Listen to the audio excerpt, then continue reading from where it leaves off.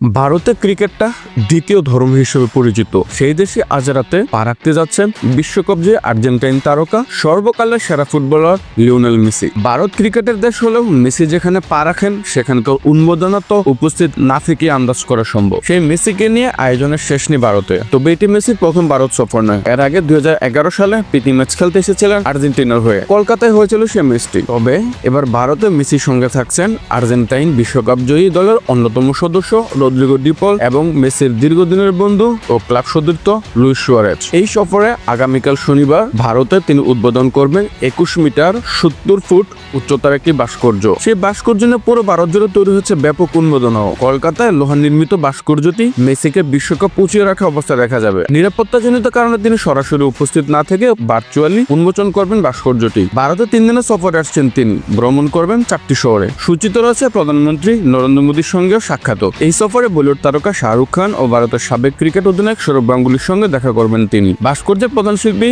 মন্টি পল বার্তা সংস্থা এএফপি কে জানান, 40 দিনের মধ্যে ভাস্কর্যটির কাজ শেষ হয়েছে। মেসির মূর্তি তৈরি করা আমার জন্য অত্যন্ত গর্বের বিষয়। এটি আমার তৈরি সবচেয়ে উঁচু ভাস্কর্য। কলকাতায় একটি ছোট প্রীতি ম্যাচ খেলার পর মেসি যাবেন হায়দ্রাবাদ, মুম্বাই ও নয়াদিল্লিতেও। হায়দ্রাবাদে তার সম্মানে আয়োজিত কনসার্টে অংশ নেওয়ার পাশাপাশি আরেকটি প্রীতি ফুটবল ম্যাচও খেলবেন তিনি। হায়দ্রাবাদে মেসির সঙ্গে ছবি তোলারও সুযোগ পাবেন ভক্তরা। অবশ্যই সেই সুযোগ হবে মাত্র 100 জনের। তবে সেটি সহজ নয়। ছবি তুলতে হলে আপনাকে গুনতে হবে কারি টাকা। ইন্টার মায়ামিতে খেলা এই ফুটবলারের সঙ্গে ছবি তুলতে গুনতে হবে 9.95 লক্ষ রুপি, বাংলাদেশি মুদ্রা, যার পরিমাণ প্রায় 13 লক্ষ টাকা। হায়দ্রাবাদের বিখ্যাত ফালাকনুমা প্যালেস হোটেলে এই ছবি তোলা যাবে। এই জন্য আগ্রহী ব্যক্তিদের অনলাইনে বিশেষ অ্যাপে বুকিং দিতে হবে। খবর ভারতীয় গণমাধ্যম নিউজ 18।